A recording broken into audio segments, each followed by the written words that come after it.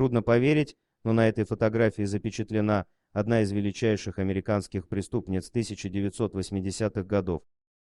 У нас ее имя практически неизвестно, все-таки Джемекер Томпсон родилась и выросла в небезызвестном южном централе Лос-Анджелеса.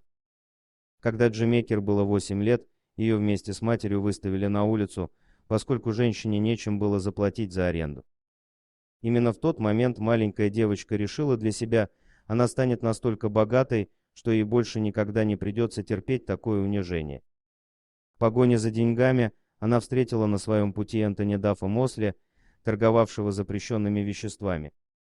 Глядя на него, Томпсон решила, что это самый простой способ стать богатой, и присоединилась к его бизнесу.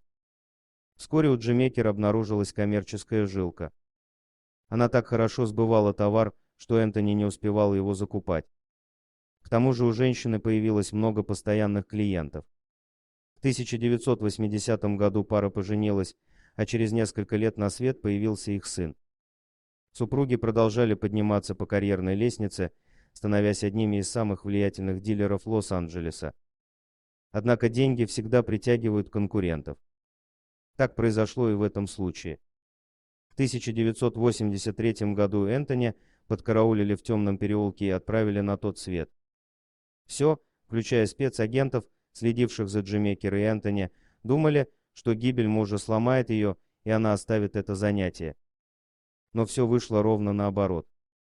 В 1984 году Джемекер, подобно Фениксу, восстала из пепла и начала строить настоящую империю, расширив ее до масштабов всей Америки. Она была настолько дерзкой, что даже начала закупать продукцию напрямую у колумбийских производителей.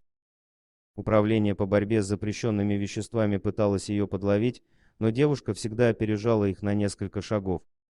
В 1985 году Джемекер открыла сеть салонов красоты. Думаю, вы догадываетесь, для чего они были нужны на самом деле, чтобы отмывать деньги. Женщина в буквальном смысле купалась в деньгах и украшениях. По приблизительным расчетам, она зарабатывала в год более 10 миллионов долларов. Но конец приходит тогда, когда меньше всего его ждешь. В 1989 году один из компаньонов Джемекер был арестован с внушительным грузом вещества и, рассчитывая на более мягкое наказание, сдал ее властям. Несколько лет королева Южного Централа находилась в бегах, пока ее не арестовали в 1993 году во время церемонии выпуска ее сына из начальной школы. Джемекер осудили на 15 лет, но она вышла из тюрьмы раньше срока, став, по ее словам, совершенно другим человеком. Оказалось, что, находясь в заключении, женщина покаялась в своих грехах и приняла христианство. «Теперь я собираюсь посвятить свою жизнь духовности и служению Богу», сказала она на презентации своей книги «Мемуары королевы Пин», выпущенной в 2010 году. Что ж, никогда не поздно измениться. Особенно если у тебя где-то припрятано несколько миллионов долларов. Ведь власти так и не смогли изъять деньги у Джемекер, хотя она продолжает жить в Лос-Анджелесе, нигде не работает и ни в чем себе не отказывает. Дорогие друзья, если вам понравилось видео, поставьте лайк, а также подписывайтесь на канал, где найдете еще много интересного.